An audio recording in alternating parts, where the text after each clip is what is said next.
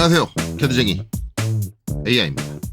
자, 이번 영상은 저번 영상에 이어서 이제 저희 등유수널장치 두 번째 부품이죠, 축. 저번에 이제 특수 투성까지 적용해서 정리를 했고요. 이번 시간에는 이제 치수 기입하고 그다음에 치수 공차까지, 제가 이제 표면 거치기하고 기공차는 나중에 따로 띄어서 하는 편이어가지고 일단은 치수를 다 기입하고 그 다음에 표면 거치기를 기입하고 그 다음에 이제 기아공차를 기입하는 형태로 저는 이제 이런 식으로 진행을 하는데, 이번 시간에 이제 치수 기입하면서 치수 공차까지 기입하는 거를 하도록 하겠습니다. 축 형태 같은 경우는 이제 결국 우리가 이제 치수를 기입할 때 일반적인 상태로 봤을 땐 좌우로 기입되는 수평형 치수와, 그렇죠? 그 다음에 위아래로 이제 기입되는 수직형 치수, 두 가지가 이제 가장 일반적입니다. 물론 각도를 가지고는 경사가 일 때는 그 경사에 맞춰서 기입되는 치수들도 존재를 하지만, 일반적인 경우에는 거의 수평과 수직 치수를 거의 대부분이 이루게 되죠. 그러면 축에서의 수직 치수는 거의 이 지름에 해당하는 치수들이 주를 이룹니다. 예, 그래서 뭐 여기 이제 수직 치수에 대한 기준 같은 경우는 뭐 크게 얘기 나올 게 없어요. 왜냐면 어차피 지름이기 때문에 거의 대부분 중심을 기준으로, 그렇죠? 지름이니까 중심 기준으로 대칭 치수 기입하듯이 기입된다. 그런 특징을 보일 수 있고요. 그 다음에 이제 이게 어느 쪽에서 이제 치수 기준이 나와야 되느냐 이제 얘기가 될 부분은 수평이에요. 근데 일단 수직 치수 기입하는 게 먼저 편하니까 수직 치수 먼저 기입을 하고, 그게 다 기입이 끝나고 나면 이제 그때 가서 이제 수평 치수에 대해서 한번 얘기를 해보도록 하죠. 자, 그래서 일단 수직 치수, 즉 지름에 해당하는 치수들을 기입을 하는데, 앞서서 이제 본체 할 때도 한번 얘기 나왔지만 치수 기입을 할 때는 작은 치수부터 기입을 하는 게 좋습니다. 왜냐면 작은 치수가 이제 형상에 가까이 들러붙게 되고, 그 다음에 큰 치수가 뒤쪽으로 빠져줘야지, 형상에서 좀 멀리 떨어져줘야지 흔히 알고 있는 삼각형 구조, 삼각형 구조로 이제 바깥쪽으로 갈수록 점점 삼각형 변이 넓어지는 그런 형태를 띠는 게 가장 안정적인 치수의 형태다. 그럴 수밖에 없는 게, 그래야지 치수 보조선과 치수선 사이의 겹침, 그런 것들이 최소화가 되겠죠. 그래서 일단 작은 치수부터 기입을 하는데, 저희가 치수 기입을 두 가지를 해야 됩니다. 저번에 정리한 게 이제 이런 식으로 여기를 주상도로 놓으면 이렇게 정리된다. 그리고 여기를 주상도로 놓으면 이렇게 된다. 둘 다 맞는 거라 그랬어요. 어디를 선택하느냐는 어차피 이제 도면을 그리는 사람의 선택의 몫이다. 어떤 강사님이 무조건 이렇게 해라, 이 방향으로 해라 라는 식의 강의는 옳지 않아요. 네, 그건 옳지 않습니다. 그래서 그런 건 아니고 이것도 되고 이것도 되는데, 특징이 있어요. 특징이 있는데 이제 거기서 이제 어떤 특징을 따를 거냐는 이제 설계자가 선택을 할 수밖에 없는 거고, 뭐 저 앞서서 미리 얘기했지만 저는 이쪽을 좋아하는 편이기는 해요. 이쪽을 좋아하는 편이긴 하고, 이거보다는. 근데 실질적으로 도면적인 효율성, 공간을 차지하는 효율성을 따지면 얘가 더 효율이 더 좋습니다. 그런 차이 있다.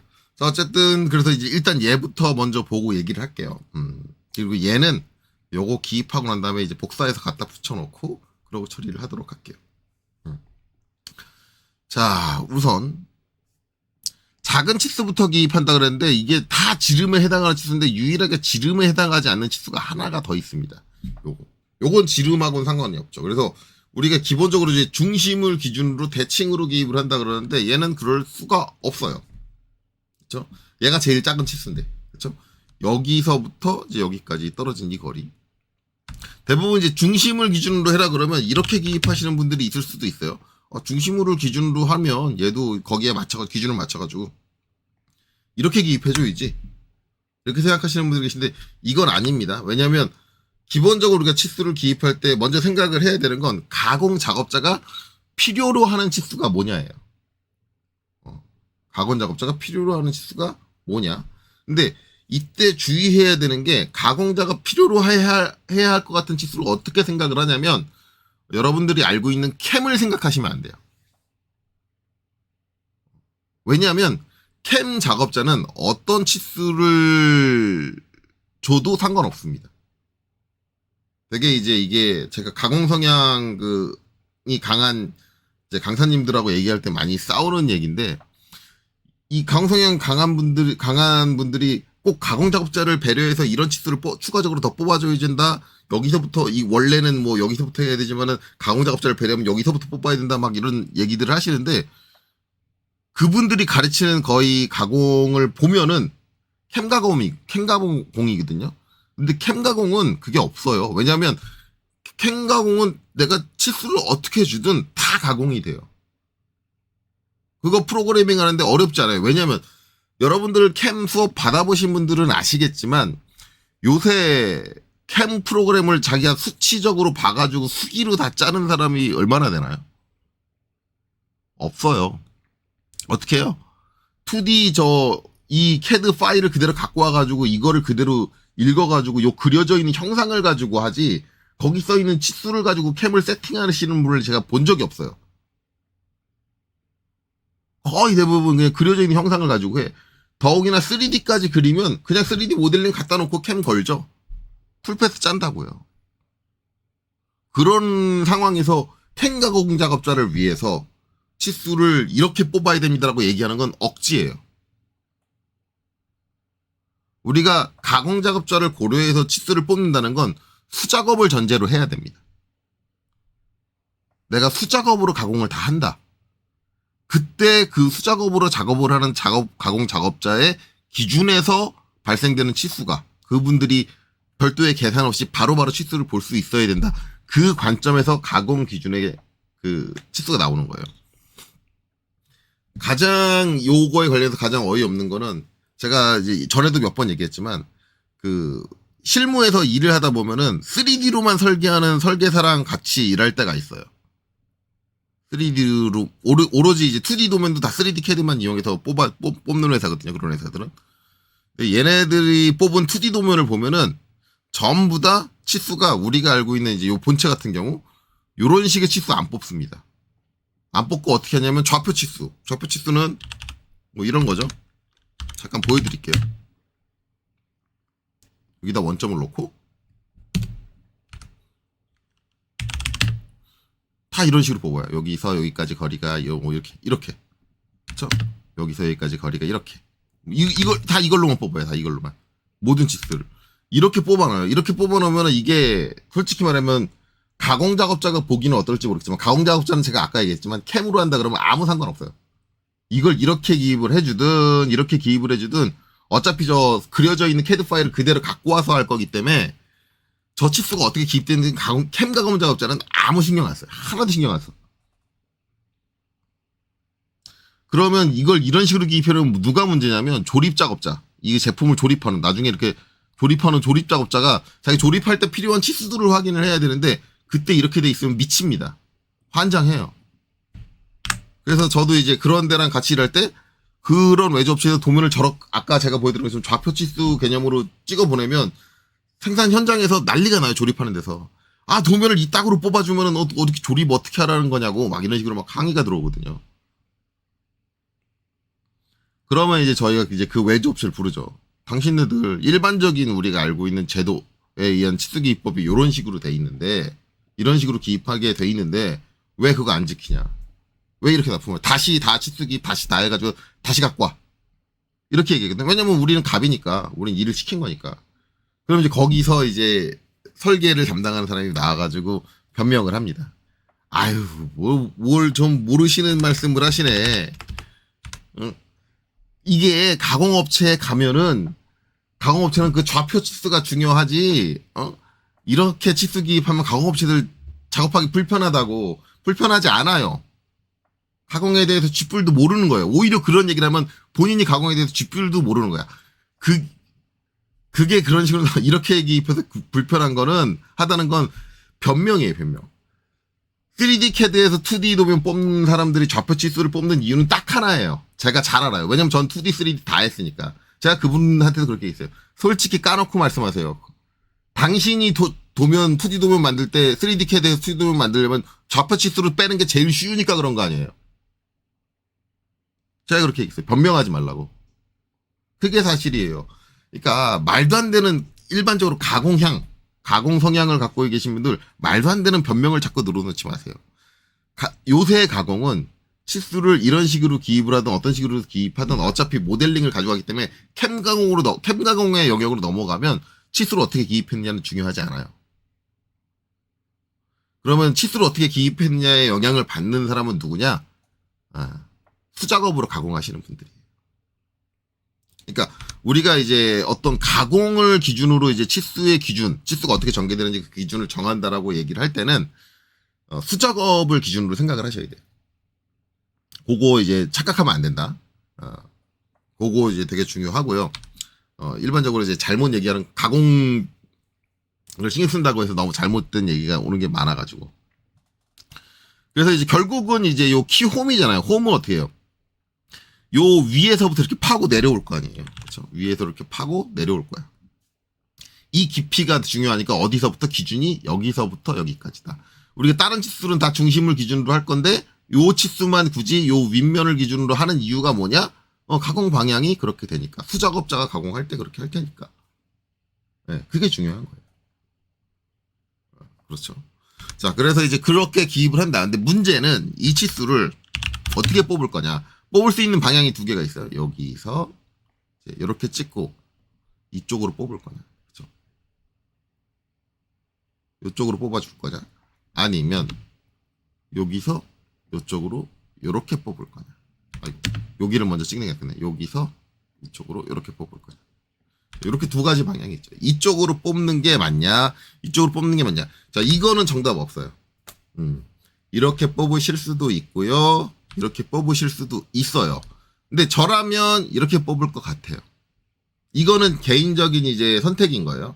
실제로 이렇게 뽑았다 해서 잘못된 건 없어요. 잘못된 건 없는데 기본적으로 제가 이제 이걸 이쪽으로 안 뽑고 이쪽으로 뽑는 이유가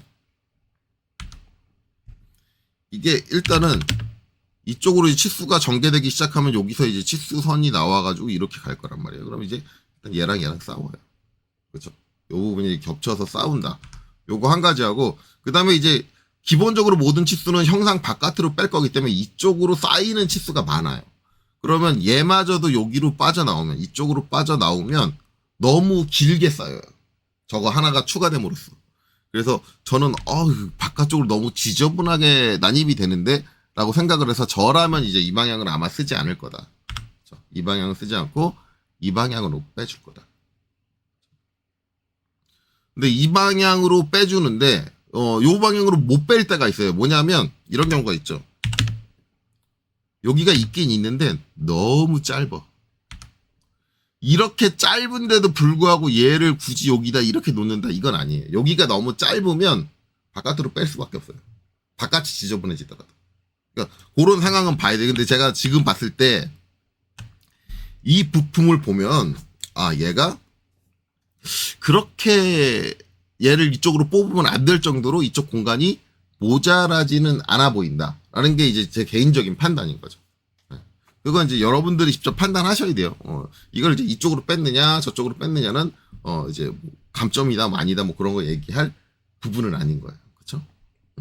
이렇게 되고, 그 다음에 이제 이쪽으로 빼는데, 솔직히 이쪽으로 공간이 치수가 저는 하나만 나올 게 아니라 두 개가 나올 거거든요. 그래서 이쪽으로 공간 배분을 좀 잘 해줘야 돼요. 두 개가 나오냐, 왜 두 개가 나오느냐, 그건 이제 좀 이따가 설명이 나올 건데, 요 직경에 관련된 부분입니다. 이 직경에 관련된 부분을 이쪽으로 뺄 거예요. 그건 이 바깥쪽으로 빼도 되잖아요. 근데 바깥쪽에 걸리는 부분이 뭐냐면 이 끝부분이 나사 부분이에요. 여기에 걸려요. 나사. 그래서 나사가 아닌 부분의 치수를 구분해 줘야 되거든요. 그러면은 이거를 같은 방향으로 뽑아버리면 이쪽으로 치수를 두 번 뽑아야 된다는 얘기잖아요. 이렇게는 안 돼요. 나사 치수, 그 다음에 나사 아닌 부분 치수, 이렇게 치수 못 봅니다. 그래서 이제 그 부분을 주의할 필요가 있다. 물론 이쪽으로 뽑을 때 나사 치수를 안 뽑을 수도 있어요. 다른 방법도 있어요. 나사를 처리하는 또 다른 방법. 그것도 있는데, 그거는 추가적으로 제가 이제 추후에 설명을 드릴게요. 자, 어쨌든 여기 저는 이제 치수를 기본적으로 두 개를 빼줄 겁니다. 왜냐면 여기 두 개가 들어갈 만한 공간이 나올 수는 있을 것 같아요. 그래서 저 같은 경우는 치수를 좀 정확한 거리만큼 딱딱 떼는 경향이 있기 때문에 여기서 일단 무브 얘가 이제 문자 높이 3.5일 때 전 12mm 뗀다 그랬죠. 첫 번째 12 한번 떼고 옵셋 그 다음에 두 번째를 10mm를 뗄 거예요. 10mm. 요렇게 하면 너무 여기 붙네요. 그렇죠? 너무 요 끝에 딱 붙어가지고 좋지는 않. 요 2.5 치수가 좋지는 않을 것 같아요. 그래서 요거는 무브 절반으로 줄이겠습니다. 6으로 줄여서 6 정도면 처리가 되려나? 요거 놓고 이제 나중에 위치 자리하고 나중에 이제 이쪽 추가 치수 기입했을 때 자리가 좀 그렇다. 그러면 좀 옮겨줄게요. 얘는 여기다 맞춰줄게요. 여기다 이렇게. 2.5. 자, 이 치수 이렇게 기입했는데 이걸로 끝나는 게 아니죠. 이게 뭐냐면 키움의 깊이예요. 그러면 키움의 깊이에 관련된 치수 공차를 확인해야죠. 치수 공차가 있느냐 없느냐. 그러면 키움은 일단 우리가 이제 알고 있는 KS 규격 요소니까 시험 때 볼 수 있는 KS 규격 표에서 컨트롤 F 눌러서 키를 입력을 하고 찾아볼게요. 다음. 네, 여기 나오죠. 여기에 이제 깊이 치수가 나오겠죠.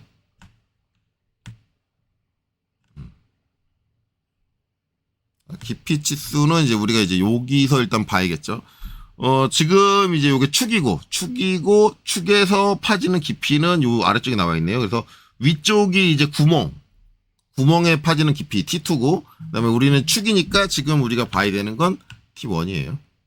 T1이 아니라 T2가 아니라 T1이다. T1이고, 그다음에 이제 여기 직경 같은 경우는 이제 미리 확인해 놓는 게 좋은데 지금 2.5로 결정이 났으니까 2.5면은 요 4짜리 썼겠네요. 우리가 이제 그릴 때 이미 확인을 했었겠죠. 근데 저는 이제 그 영상 찍고 나서 한참 뒤에 찍는 거니까 지금 기억을 못 하는 건데 아마 여기 이제 지름이 12일 거예요. 12.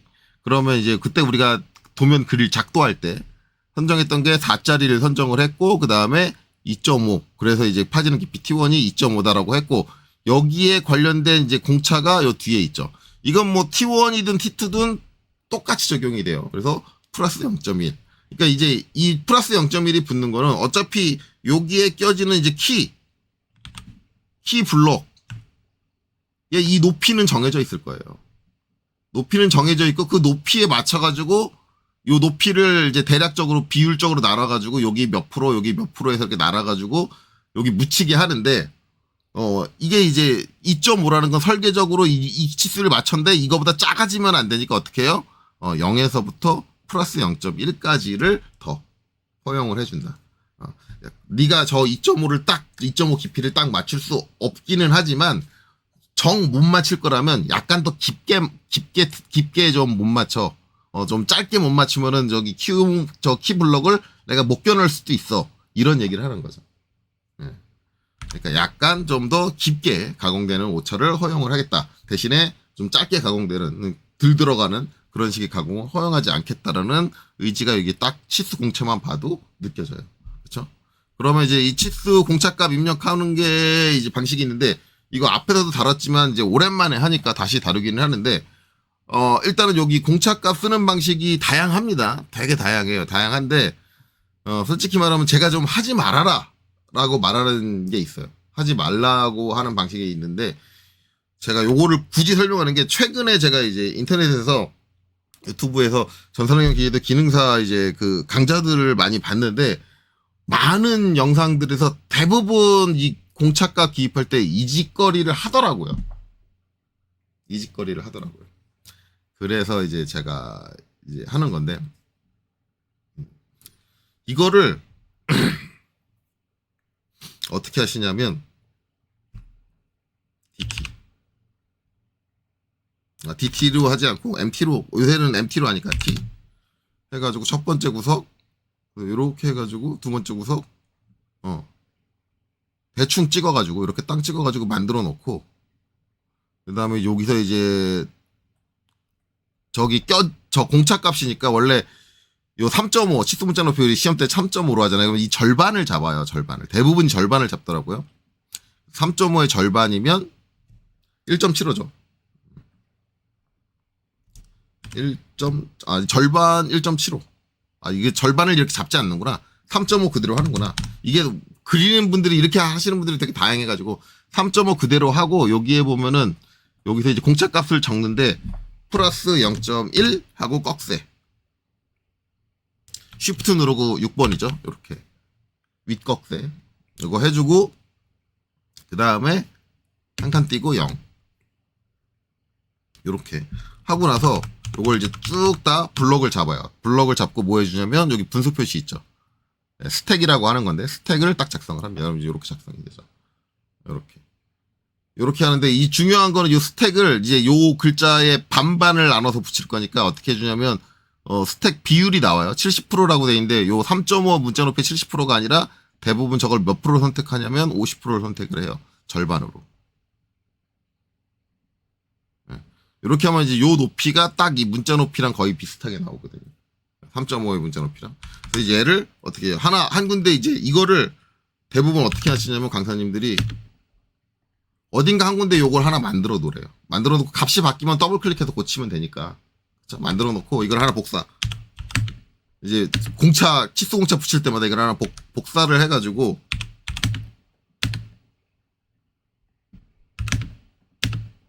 요 뒤에다가 이렇게 갖다 놓으세요.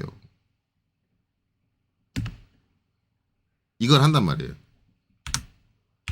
그리고 치수선 모자라잖아. 이거는 이제 연장해서 그려라. 치수선 연장이 안 되니까 연장해서 그려라라고 해요. 이렇게 놓는데 이거 쓰지 마세요. 이거 되게 짜증나는 게 뭐냐면 이제 대부분 학원 강사님들의 특징이 뭐냐면 당장 시험만 어떻게 보면은 된다라고 생각을 하세요. 이걸 이렇게 하면 안 되는 게 여러분들이 실무에 가면 이 도면을 작성을 했잖아요. 작성을 했으면 이 도면을 작성하고 끝나는 게 아니라 나중에 필요하면 또 갖다 써요. 관리라는 걸 한다고요. 도면 관리라는 게 들어가요. 근데 학원 강사님들이 제일 진짜 못하는 게 뭐냐면 도면 관리는 전혀 생각을 안 해요. 이렇게 기입하면 혹시라도 나중에 이제 상사가 위에 이제 직장 상사가 본인이 이렇게 작성해가지고 딱 냈어요. 그래서 상사가 검도를 하는데 검도하다가 이제 이 부분이 위치가 마음에 안 드는 거야. 2.5의 위치가 마음에 안 들어가지고 이거 좀 옮겨. 야 이거 좀 옮겨. 근데 이걸 옮기라고 본인한테 시키면은 별로 문제가 안 돼. 근데 이거 간단한 거니까 저거 내가 뭐 쟤한테 다시 얘기해가지고 이걸 옮기라고 시키냐. 그냥 내가 보는 김에 내가 옮기지 해가지고 딱 해서 얘를 잡아가지고 딱 옮기는 순간에 욕 나와요. 이렇게 딱 되면 욕 나온다고. 요거 딱 되는 순간 한마디 딱 나가요. 야, 이 미친 새끼야. 안 나갈 거라고? 나간다고. 도면 관리성을 전혀 생각을 안 하는 거예요. 이렇게 관리 안 돼요. 도면. 누가 이거 옮기고 따로 옮겨줘야 돼. 그러면 이제 일부 강사님들, 뭘 모르시네. 스트레치로 이렇게 옮기면 되지. 이상하게 지금 튀는 거 보셨죠? 네, 이런 일 벌어져요. 저 스트레치를 잡은 거예요. 이렇게 튀잖아요. 이거 안 튀게 할 수 있어요. 왜냐면 안 튀게 하려면 어떻게 해야 되냐면 한번 이렇게 튀게 만든 다음에 내가 다시 붙여요. 그 다음부터는 안 튀어요. 그쵸? 그니까 내가 그럼 저 튀지 않는 것까지 만들어줘야 돼. 튀지 않는 조건까지. 한번 스트레치로 옮겨가지고 튀지 않는 조건까지 만들어줘야지 안 걸릴 확률이 없죠. 그리고 이걸로 하면 돼. 이걸로 하면 되는데 고참이 작성한 거는 고참이 도면 작성할 때 항상 이렇게만 해도 저 치수공체가 따라올 수 있게 그렇게 작성을 했어. 그렇게 습관이 든 사람이 밑에가 이렇게 작성했다고 갑자기 여기서 스트레치 할 생각을 할까? 왜 이게 편하냐면 스트레치 명령을 안 치고 그냥 클릭한 다음에 잡아서 당기면 되잖아요. 이게 더 편하잖아. 빠르잖아. 근데 굳이 키보드에 S를 치고 엔터를 치고 그 다음에 여기를 드래그를 하고 그 다음에 이렇게 생각나가는 평상시에 똑같이 저렇게 작성을 하지 않았던 고참이 밑에가 저렇게 작성했는데 갑자기 그렇게 작업을 해줄까? 내 밑에는 저렇게 작성을 하니까 안 한다고요.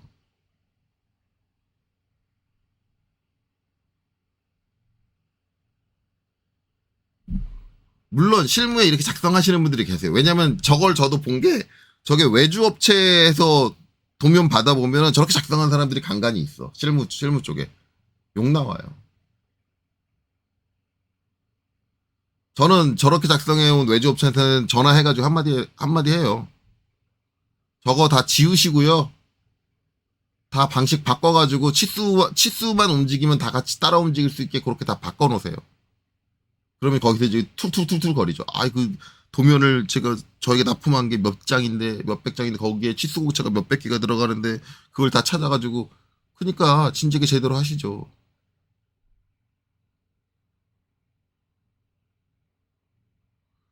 그러니까 강사님들 가르칠 때 자꾸 그냥 시험 때 이거 이렇게 해도 감점 안 당해요. 맞아요.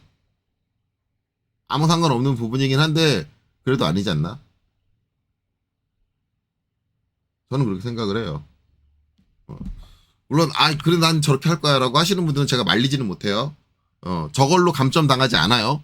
케이스 규격에 어긋나는 거 아니에요. 규격하고도 상관없어요. 규격하고 상관없는데 어찌 됐든 제 밑에 저런 애가 들어오면 전 절대 가만 냅두지 않을 거예요. 제 스타일대로 바꾸든가 아니면 나가야지 뭐 회사를. 윗사람이 나가나? 밑에 애가 나가는 거지. 그래요. 저건 도면 관리라는 친구는 영 아니에요. 그래서 굳이 저렇게 하겠다라 그러면 어떻게 해야 되냐면 여기를 더블 클릭하셔가지고 치수 문자 수정에 가서 요 뒤에 가가지고 요 뒤에서 플러스 2.1 그 다음에 한 칸 띄고 0 자, 블럭 잡으시고 여기서 스택을 거세요.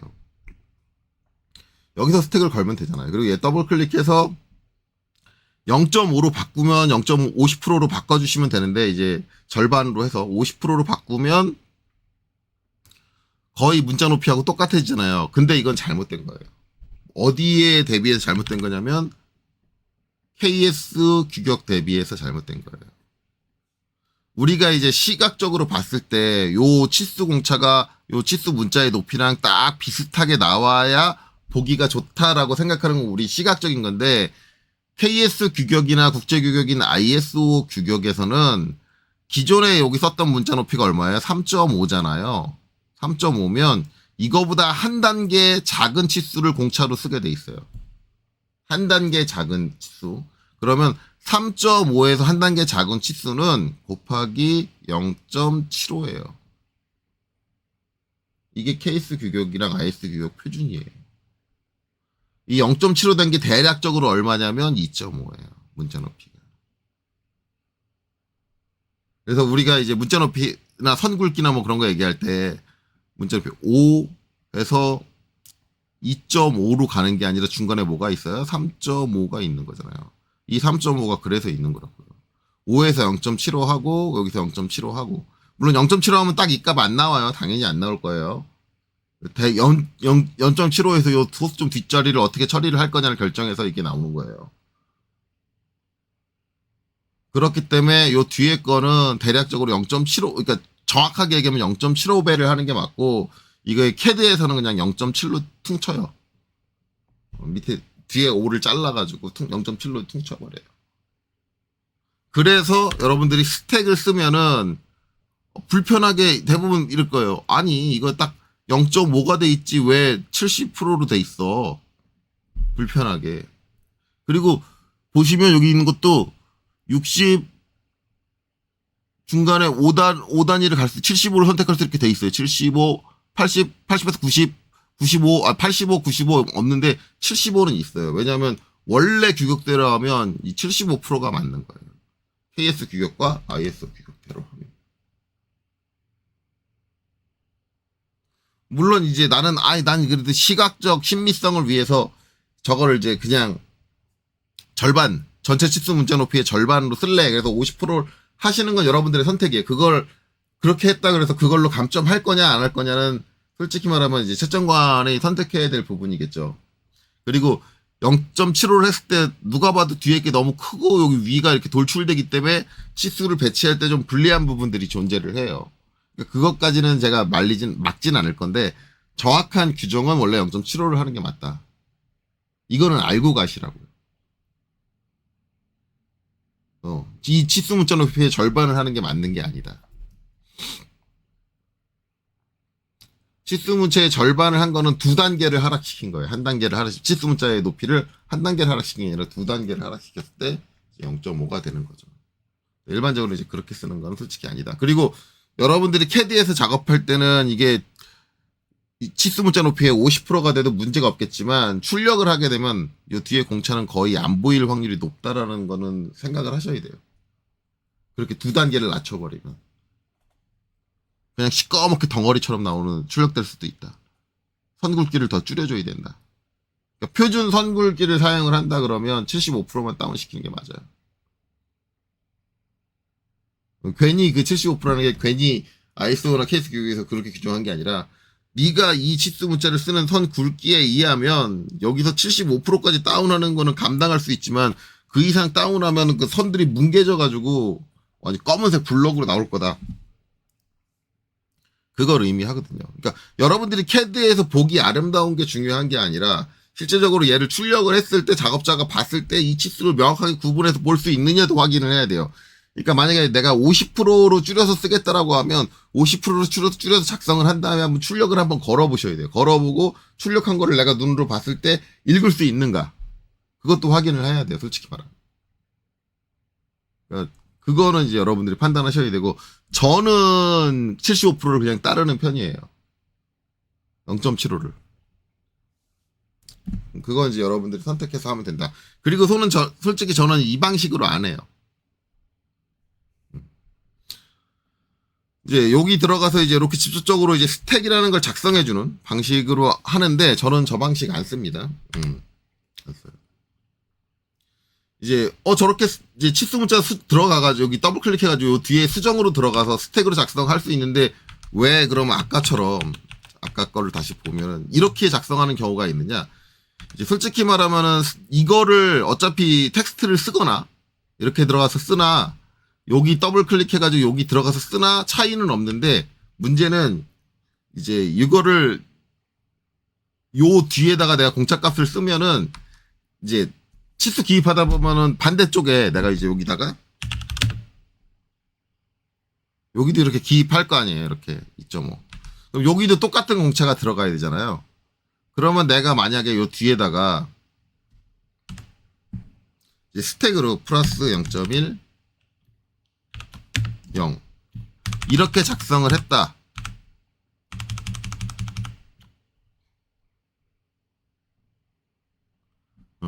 이렇게 작성 안 하고 이렇게 작성했다 그러면 어떤 불편한 일이 벌어지냐면 이제 요 치수 문자 수정한 거는 이걸 복사를 하려면 요 뒤에 값을 똑같은 값이니까 복사를 하려 그러면 얘를 더블 클릭해서 한번 들어가야 돼요. 들어가서 얘를 선택을 하고 컨트롤 C를 누르고 빠져나온 다음에 다시 여기를 더블 클릭해서 들어가가지고 뒤로 와서 컨트롤 V로 붙여주고 이렇게 빠져나와야 돼요. 예. 이제 이게 그냥 눈으로 봤을 때는 그게 그렇게 복잡한 과정은 아닌데 이게 실무에서 저 과정이 반복되면은 되게 짜증나요. 그래서 실무에 이렇게 작성하시는 분들 특징이 뭐냐면 하시는 얘기가 이렇게 작성을 해놓으면 내가 이걸 복사를 할 때 카피 이러면 끝나잖아. 아, 이 일마나 관리하기 좋아 라고 얘기를 하시는데 예. 이때만 좋지 안 좋아요. 안 좋아요. 그래서 저는 솔직히 말하면 이 방식도 안 쓰고 그 다음에 치수 문자 뒤에 있는 스택 방식도 안 써요. 근데 실무에서는 솔직히 말하면 이렇게 따로 붙이는 방식보다 더블 클릭해서 들어가가지고 뒤에다가 스택을 쓰는 방식을 더 많이 써요. 그건 왜 그러냐면 그건 아까 제가 얘기했듯이 얘를 옮겼을 때 그 치수 공차가 따라오게 그렇게 작성하는 게 훨씬 더 도면 작업해보시면 아시겠지만 훨씬 더 도면 관리할 때 편해요. 그래서 그렇게 하고 저는 그렇게 안 하고 뭘 하느냐면 잘 아시는 분들은 아시겠지만 제가 여러 번 보여드렸으니까 저는 이렇게 컨트롤 1번 눌러서 특성창을 띄운 다음에 얘를 선택을 하고 어디로 내려와요? 제일 이제 아래쪽으로 쭉 내려서 공차를 수정을 해요. 공차를 수정하는데 이거 하기 전에 먼저 해줘야 될 게 있어요. 치수 설정에서 수정 가셔가지고 자 1차 단위 말고 뒤에 공차 보면은 없음으로 돼 있는데 얘를 편차로 바꿔놓습니다. 일단 편차로 바꿔놓고 우리가 치수 공차는 많이 쓰면은 실무에서 셋째 자리까지 써요. 그렇기 때문에 셋째 자리로 바꿔놔요. 높이에 대한 축척은 여기서 바꿔줄 수 있는데 0.7이 기본적으로 입력돼 있어요. 제가 얘기했지만 항상 70%가 기본적으로 돼 있는데 이제 0.75로 바꿀 거면 0.75. 만약에 아니 나는 다 필요 없고 선생님 말씀 그런 거 다 필요 없고 내 눈에 좀 이뻐 보이는 게 좋아 그러면 0.5를 입력하시면 돼요. 근데 저는 0.75 쓴다 그랬어요. 0.75 세팅을 하고 그 다음에 이제 공차 정렬은 소수 구분기호, 소수점을 기준으로 정렬을 하겠다. 요거를 이제 체크해 놓는 게 맞는데 저거 체크해 놔도 의미가 별로 없는 경우가 많아요. 저대로 정렬이 안 되는 경우가 많더라고요. 그래서 큰 의미는 못 가지는 것 같아요. 이렇게 하고 나서 다시 어떻게 주냐면 얘를 없음으로 바꿔주셔야 돼요. 얘를 지금 편차로 계속 놔두시면 모든 치수에 전부 다 공차가 들어가요. 네, 편차로 한번 해서 제가 한번 확인해 볼까요? 그 다음에 닫게 해볼까요? 그러면은 요 치수뿐만 아니라 기존에 우리 작성했던 모든 치수의 공차가 다 들어가 버립니다. 그렇죠? 그러니까 절대 저렇게 하시면 안 되고 다시 자, 수정. 자, 요 편차인 상태로 놔두시면 안 되고 여기서 없음으로 바꿔주셔야 돼요. 요거를 한번 해주시면 그럼 다시 없음으로 갈 건데 저걸 뭐하라 했어요 선생님 그렇게 말씀하시는 분들이 계신데 잠깐만요. 셋째 자리 없음 뭐하라 해줬어요 라고 하는데 요렇게 한번 해주면 기억을 해요. 요 세팅된 값은 기억을 해요. 내가 나중에 일일이 안 바꿔줘도 돼요. 근데 만약에 이 작업을 안 해줬다 그러면은 저 이제 지금 제가 쓰는 그 특성창을 이용해서 기입하는 방식들은 전부 다 그때마다 저 설정들을 다시 해줘야 돼요. 내가 사용하는 거에 맞춰서. 그러니까 미리 이렇게 한번 세팅을 하고 그 다음에 이제 공차 위치는 요건 중요하지 않아요. 일반적으로 맨 아래를 많이 쓰는데 저는 중간을 더 선호하기는 해요. 중간을 하면은 요 치수 문자가 요 공차값의 가운데를 이렇게 올라올 거예요. 올라오는데 요건 맨 아래로 쓰셔도 상관없습니다. 맨 아래로 쓰시는 분들도 많아요. 저는 그냥 맨 아래로 놓고 할게요. 원래 제 취향은 중간이긴 한데 맨 아래로 놓고 하겠습니다. 자, 그래서 이렇게 하고 확인. 자, 요 작업을 먼저 해준 다음에 자, 다시 사라졌죠. 그래놓고 이제 얘 필요한 것만 선택을 해서 컨트롤 1번. 자, 여기서 이제 제일 밑으로 내려와서 자, 공차 표시, 공차에서 공차 표시를 없음이 아니라 편차로 바꿔주시고 위아래 값이 다르다는 얘기죠. 그 다음에 이제 플러스 값, 우리가 이제 플러스 값을 넣을 거잖아요. 그래서 여기서 0.1이다. 자, 여기다 입력을 하고 땅 끝내면 어떻게 돼요? 플러스 0.1에 마이너스 0 돼 있죠. 자, 여기서 이제 이의를 제기하시는 분들이 계세요. 아니, 저 방식으로 하니까 여기에 마이너스가 들어가잖아요. 자, 여기에 마이너스 들어가는 거에 상당히 민감하신 분들은 구독 요 치수 공차에서만 KS 규격을 엄격히 따르시는 분들이에요. KS 규격을 엄격히. 근데 저는 이거를 꼭 마이너스 붙은 거를 태클을 거시는 분들의 좀 이상한 게 여기다가 그러니까 비율을 요 축척 비율을 0.5로 하면서 꼭 여기에 마이너스 붙는 건 태클을 걸어. 그러니까 어느 부분은 케이스 규격과 전혀 맞지 않게 쓰면서 저 부분은 굳이 또 케이스 규격대로 안 나온다고 승질을 내시는 분들이 계세요. 그러니까 그런 분들 특징이 뭐냐면 자기가 쓰는 스타일에 맞는 케이스 규격하고 부합되는 거는 케이스 규격을 무조건 지켜야 된다 그러고 자기가 하는 습관과 다른 케이스 규격은 그냥 무시해버려. 뭐지? 저는 그런 분들이 정말 웃겨요. 솔직히 말하면 이 부분이 KS 규격에 안 맞는 건 사실이에요. 왜냐면 KS 규격이면 요 치수공차 값이 0이면 앞에 부호를 붙이면 안 돼요. KS 규격상에서는 그래요. 그런데 자, 일단 실무적인 얘기를 할게요. 무시합니다. 상관없어요. 이게 앞에 플러스가 붙든 마이너스가 붙든 플러스 0도 0이고 마이너스 0도 0이에요. 규격에서 저걸 어떻게 논하고 있든 뭐 어쨌든 저것 때문에 도면의 해석에 문제가 될 일은 절대 없는 거예요.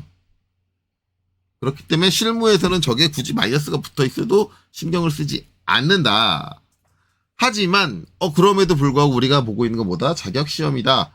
혹시 아냐? 채점하는 채점관 중에 성격 까탈해가지고 케이스 규격에 민감하신 분이 계실지 그러면은 케이스 규격에 딱 맞춰서 작성을 하겠다. 하면 이거 작성할지도 어떻게 하시면 되냐면 지금 보면 요 마이너스 없애고 싶으면 위에 이제 마이너스 값이 위쪽에 있는데 공차한 게 요 한 개 저거 이제 좀 글자를 좀 다 보게 하기 위해서 좀 확대를 해보면 지금 우리 상한 넣고 하한 넣었잖아요. 하한인데 하한에 그냥 0이 아니라 마이너스 0을 입력하세요. 그러시면 부호를 빼주실 수 있어요. 마이너스 0을 입력하면 부호를 빼주실 수 있다. 그러니까 방법이 없는 건 아니에요. 네, 있어요. 있는데 이제 이런 일이 발생할 때마다 이거를 매번 반복해 줘야 된다. 라는 거죠. 자, 그래서 이제 여기 치수공차 저라면 이렇게 기입할 거다. 근데 제가 다양한 방법에 대해서 말씀을 드렸는데 총 3가지 방법을 말씀드렸죠. 이제 별도의 텍스트를 작성해서 뒤에다 갖다 붙이는 방법 첫 번째. 두 번째는 치수 문자 수정으로 가서 뒤에 스택을 붙여주는 방법 두 번째. 그 다음에 세 번째는 이제 치수 설정에 있는 공차 항목을 개별적으로 바꿔서 이제 공차를 기입하는 방법 이렇게 3가지를 말씀드렸는데 자, 첫 번째 보여드렸던 별도의 이제 공차 문자를 작성을 해서 뒤에다 붙여주는 방식은 여러분들이 그걸 난 그래도 저게 마음에 들어 해서 쓰겠다 그러면 저는 말릴 수 없어요. 말릴 수 없는데 저는 쓰지 말라고 얘기합니다. 절대 그렇게 하지 말아라. 저는 그렇게 가르치고 계신 강사님들도 마음에 안 들어요. 뭐 제 마음에 안 드는 거지. 뭐 여러분들 마음에 안 드는 건 아니고 그것 때문에 시험에서 떨어질 일은 없습니다. 그래서 시험상에는 전혀 문제가 없다. 그리고 실무에서도 일부 그렇게 작성하시는 분들이 계시기 때문에 뭐 실무 가셔서도 문제가 안 될 수도 있어요. 수도 있는데 한 가지 확실한 건 저 같은 사람 밑에 들어오시면 욕 바가지로 먹으실 거예요. 그거는 각오하고 쓰세요. 자, 그렇습니다. 어찌됐든 그래서 전 이거 쓸 거다. 그리고 얘의 장점이 있어요. 얘의 장점 뭐냐? 아까 이제 여기 같은 값이라잖아요. 같은 값이라서 복사해서 쓰는데 그러면 얘는 특성이니까 이렇게 작성을 여기 있는 걸 수정을 한 거니까 전혀 복사가 안 되네요? 아니죠. 특성으로 작성했기 때문에 복사가 되죠. 어떻게? MA 속성 복사. 우리가 많이 쓰는 거 있죠. 매치 프로퍼티죠. MA 해서 얘를 찍고 얘를 찍어주면 복사가 돼요. 네, 이렇게 된다. 그래서 복사, 저 공차 값을 복사하기에도 상당히 편리한 방식이다. 하는 거예요. 그렇기 때문에 만약에 내가 이제 여기 있는 거, 자, 제가 다시 특성 가가지고 여기서 요거 사용 안 함으로 없음으로 바꿀게요. 없음으로 바꿨어요. 그럼 제가 이제 여기 작성하다가 플러스 0.1에서 0이 필요하네. 근데 옆에서 딱 봤더니 플러스 0.1에서 0이 여기 있네. 그러면 어떻게 해요? MA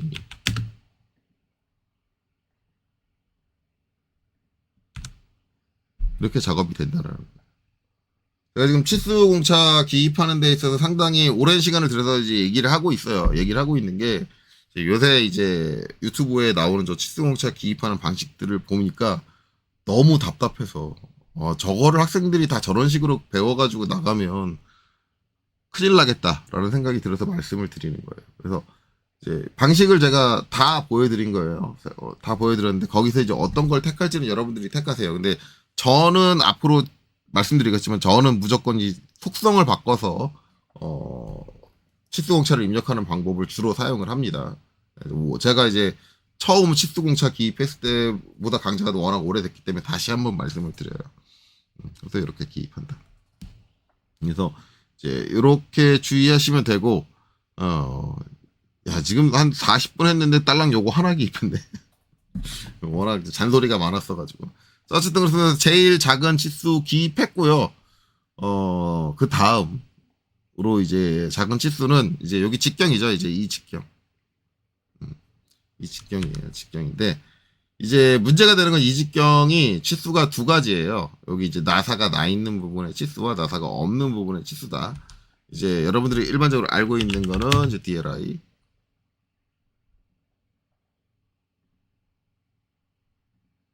자, 이쪽으로 자, 저는 12mm 정도 띄우니까 12 해주는데 이제 여기에 문제는 이제 여기다 파이를 붙이느냐 아니면 이제 나사의 치수를 붙이느냐예요. 나사의 치수. 근데 만약에 내가 여기다가 이제 나사의 치수를 붙인다라고 하면 요 뒤에 파이 치수는 별도 기입을 해야 되는데 아까 처음에 말씀드렸듯이 그거를 같은 방향으로 뽑아서는 안 되겠죠. 이렇게 뽑으면 헷갈려요. 그래서 그러려면 반대로 뽑아 주셔야 돼요. 자, 하나 사이 간격 10mm. 자, 이쪽과 여기 나사 쪽 이렇게 반대로 뽑아 주셔야 된다. 그러면 나는 이쪽으로 공간이 지금도 공간이 좀 타이트하기는 해요. 그렇죠? 타이트. 아니 공간이 타이트 해가지고 나는 이걸 이쪽으로 뽑기 싫다 그러면 이쪽으로만 뽑으실 수 있어요. 그러면 그럼 여기 나사 사이즈로 해야 돼요? 뭘로 해야 돼요? 만약에 이제 이쪽으로 뽑았다고 하면 얘는 나사 사이즈가 아니라 이 사이즈로 해줘야 돼요. 그러니까 앞에다 M을 붙이시면 안 되고 앞에다가 프로 C 파이를 붙여주셔야 돼요.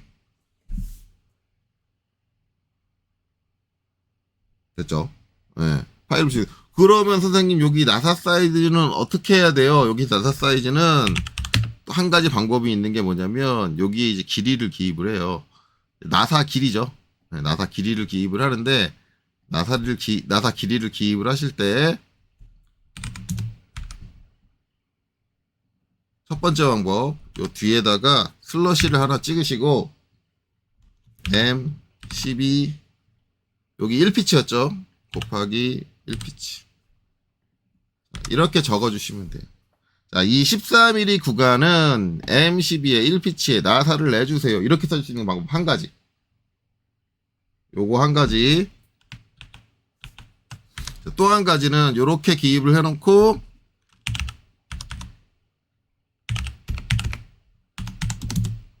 자, 여기다가 이렇게 지시선을 붙일 수 있게 달아놓고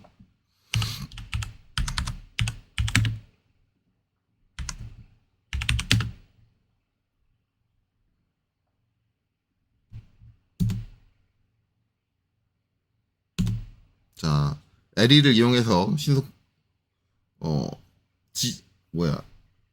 퀵리더를 이용을 해서 여기에 이제 M12 곱하기 1피치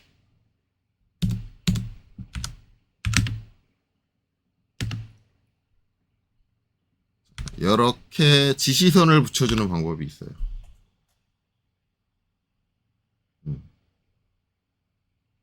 근데 이제 좀 편하게 작업을 하시려면 그냥 이 치스 뒤에다 슬러시 해가지고 붙이시는 게 더 편할 거예요. 이 방식보다는. 왜냐면 지시선이라는 명령을 따로 안 써도 되니까. 그렇죠? 그거는 이제 여러분들 선택이고 어떤 걸 하셔도 상관없어요. 근데 저는 지금 여기선 이렇게 하지 않을 거고 여기는 이걸로 갈 거예요.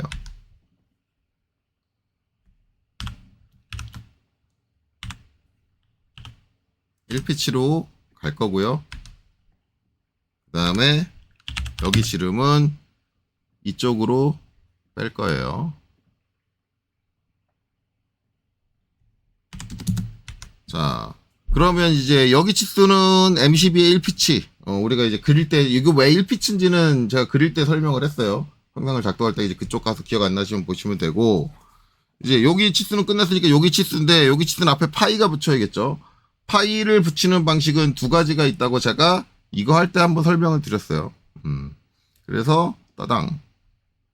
들어가 보면, 얘 같은 경우는 내가 직접 파이를 쓴 거, 이것도 오랜만에 한 거니까, 직접 편집 들어서 파이를 쓴 게 있고, 또 한 가지 방법은 아까 파이 쓰는 거는 설명드렸죠. 따당 해가지고 이 앞에서 뭐예요? 프로 C 이렇게 해주면 돼요. 이렇게 직접 고쳐주는 방법이 있고, 그거 말고 또 한 가지는 뭐예요? 특성을 이용하는 방법. 컨트롤 1. 그래서 여기서 어디로 오느냐? 1차단이 와서 치수 머릿말에다가 프로 C 이렇게 입력을 해주시는 거예요. 그러면 파이가 붙어요. 치수 머릿말에다.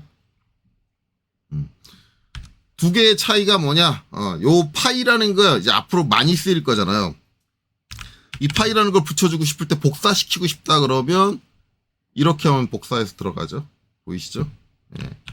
그래서 MA 속성 복사를 가지고 복사를 해줄 수 있느냐 없느냐의 차이입니다. 내가 그냥 더블 클릭해서 칫솔 문자 수정으로 들어가 가지고 파일을 붙여준 경우는 속성 복사가 안 돼요. 안 되기 때문에 매번 할 때마다 내가 파일을 일일이 쳐줘야 되고 나 파일 쓰는 게 많이 나온다 그러면 이렇게 해주는 것도 하나의 방법이기는 합니다. 그래서 저번에는 이제 제가 일일이 개별적으로 작성한 거 이렇게 작성을 했었는데 요번에 축 작성할 때는 얘를 이용해서 할게요. 얘를 이용해서 할 거고 그 다음에 이제 여기 12파이 또 한 가지 문제가 되는 게 여기에 이제 치수 공차가 어떻게 되느냐 그것도 확인을 해야겠죠. 치수 공차가 어떻게 되느냐 확인하려고 조립도를 딱 보면 거긴 뭐예요? 껴지죠. 뭐가? V벨트 플리가. 자, 우리가 껴진다. 저렇게 어떻게 구멍에 축이 껴 들어간다라고 하면 우리 항상 뭘 생각해야 돼요? 끼워, 맞춤, 공차를 생각을 해야 돼요. 그러면 이제 여기에 이제 뭐가 껴지느냐 그걸 봐야겠죠. 근데 딱 하나예요. 정말 다행이게 이 축에 껴지는 건 여기 구멍, 이 V벨트 플리의 구멍에서 껴지는 거고 V벨트 플리건 축이건 전부 다 내가 설계한 제품이에요. 또는 내 상사가 설계한 제품이죠.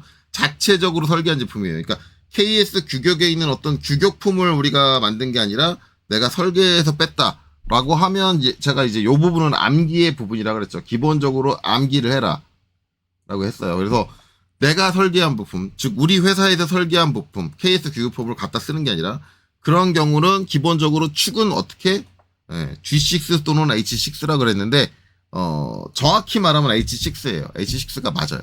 KS 규격에서 이제 정의하고 있는 건 아닌데 일반적으로 이제 정확히 말하면 H6가 영역이 그거를 이제 우리가 알 수 있는 게 어디냐면 KS 규격표에 보면은 끼워 맞춤에 대해서 나오죠.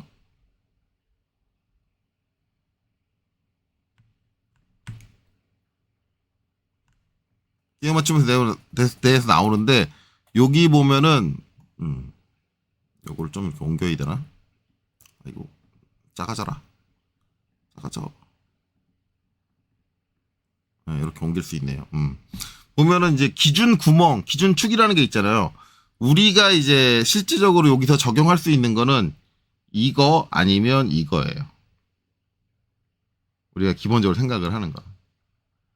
기본적인 끼워 맞춤 공차가 이 표를 통해서 이제 이루어지니까. 근데 이 중에서 이제 일반적으로 구멍을 할 때는 뭘 많이 쓴다? H7을 많이 선정을 한다. 라는 거고, 그 다음에 축을 할 때는 뭘 많이 쓴다? H6를 많이 쓴다. 여기 보면 G6가 없죠? 제가 얘기한 G6. G6는 실무 기준이에요, 실무 기준. G6하고 H6의 차이는 뭐냐면, 똑같이 이제 공차 역의 크기는 IT 공차 6의 클래스를 가져요. IT 공차 6의 클래스를 갖는데, G6가 좀 더 축이 작은 데서부터 시작해요. 작은 데서부터 시작하기 때문에 헐거움량이 좀 더 커요. 그래서 실무에서 G6를 선호하는 이유가 조립하는 조립 작업자가 조립이 잘 되는 걸 원해. 조립하기 쉬운 걸 원해. 거기에 맞추다 보니까 G6가 기준이 된 거예요. 원래 제품의 품질을 생각을 하면 G6를 쓰면 안 돼요. 이건 이제 실무로 넘어오면서 발생된 그 현장 작업자의 그 알력에 의해서 발생된 야매예요, 야매. 솔직히 말하면. 야매고 원칙적인 거는 H6예요. 그래야지 정밀도가 더 높아요. 그런 차이가 있다. 그래서 여러분들이 국가자격 시험 보실 때는 저는 예전에는 G6 써라 실무에서 G6 많이 쓰니까 그렇게 얘기했는데 지금은 저는 생각이 좀 많이 달라졌어요. 국가자격 시험 볼 때까지는 회사 가서 우린 앞으로 G6를 위주로 써라고 회사에서 얘기하기 전까지는 H6를 쓰셔라. H6를 쓰셔라. 라고 얘기를 합니다. 그래서 여기는 내가 껴지는 부품이니까 축이니까 H6가 되겠죠. 아이고 여기가 아닌데. 이건 자꾸 키를 잘못 누르죠. 자, 그래서 밑으로 가서 여기다가는 이제 뒤에 H6를 넣어야겠죠.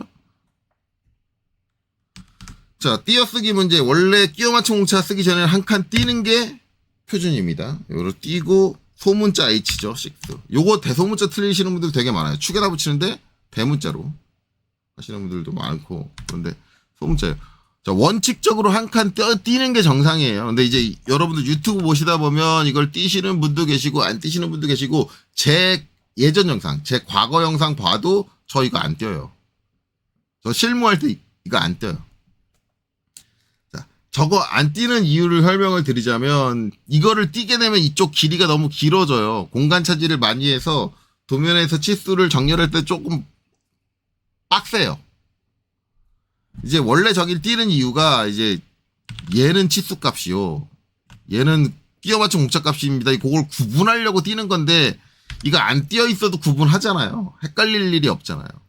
원칙적인 얘기를 하자면 원래 여기도 띄어야 돼요. 여기도 이 뒤에 한 칸 띄어줘야 돼요. 근데 이제 우리가 그 특성의 기능으로 하다 입력을 하면은 이 뒤가 안 띄어지죠. 자동적으로 이렇게. 내가 이제 치수 문자를 수정을 한 거면 내가 이제 스페이스바를 한번 쳐가지고 떼어줄 수 있는데 얘는 이제 그렇게 안 되죠. 안 되니까 상관이 뭐 어떻게 할 수가 없으니까 이제 그렇게 하는데 원칙은 원래 공차하고 치수 값하고는 한 칸 떼어서 분리하는 게 일반적인 상식입니다. 일반적인 게 규격상의 상식이에요. 규격상의 상식인데 실무에서 그러지 않는다. 그러니까 여러분들 요거 띄거나 띄지 않거나는 아마 자격증 시험에서 적어가지고 감점이 된다 안 된다는 얘기 할 수 없어요. 띄셔도 감점 안 되고 안 띄셔도 감점 안 되고 저는 그런 걸로 알고 있어요. 만약에 이제 Q&A에서 채점하시는 분 중에 다르다 아니다 띄면 감점이다 뭐 안 띄면 감점이다라고 한다면 그분들이 댓글을 달아주시면 되겠죠. 근데 제가 알고 있는 상식선에서는 저거는 저 가지고 감점하는 일은 없을 거예요. 여러분들 편하실 대로 하시면 되고 제 스타일은 원래 붙이는 거기는 하지만 일단은 케이스 규격에 입각해서 일단은 기준은 전 띄는 걸로 여기서 작업을 하도록 하겠습니다. 이거는 제가 선택하는 초이스라고 보시면 돼요. 이렇게 되고 그 다음에 이제 여기죠. 그 다음으로 큰 직경 요거 여기서 여기까지 요 직경이다 라고 생각을 하면 오산이에요. 이 직경이 먼저가 아니에요. 이 직경이 먼저가 아니고 어디가 먼저냐? 여기가 먼저입니다. 자, 저거는 이제 오일실 관련된 부분이죠. 그래서 여기서 오일실 쳐가지고 갈게요. 5일까지만 치면 될 것 같아. 네, 그쵸? 그래서 이제 저 부분에 관련되는 부분은 이제 이 부분이죠. 오일실 부착 관계. 이걸 가지고 한 거고, 이제 여기 직경이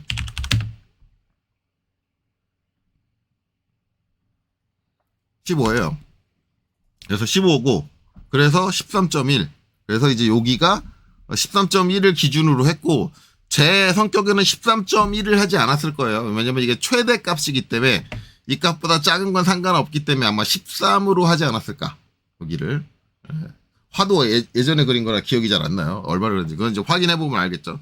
어쨌든 그렇다. 기준 치수가 여기에요. 여기인데, 여기서 이제 문제되는 게 한 가지 뭐냐면, 이게 제가 이것도 마찬가지 근래에 유튜브를 보니까 이상하게 작업하시는 분들이 되게 많더라고요. 되게 많아서 이제 말씀을 드리는 건데 참 희한한 게 이거를 그리실 때는 이 표를 보고 이제 여기 직경을 기준으로 각도를 줘서 그려요. 그리실 때는 그렇게 그리는데 나중에 치수 기입을 하실 때는 뭘 하시냐면 이걸 하시더라고요. 이제 원래 이제 여기 모서리가 지금 둥글기가 들어가 있어서 그런데 둥글기 되기 전에 모서리가 아이고 가상교차점으로 잡을게요. 가상교차점 땅 이렇게 되죠.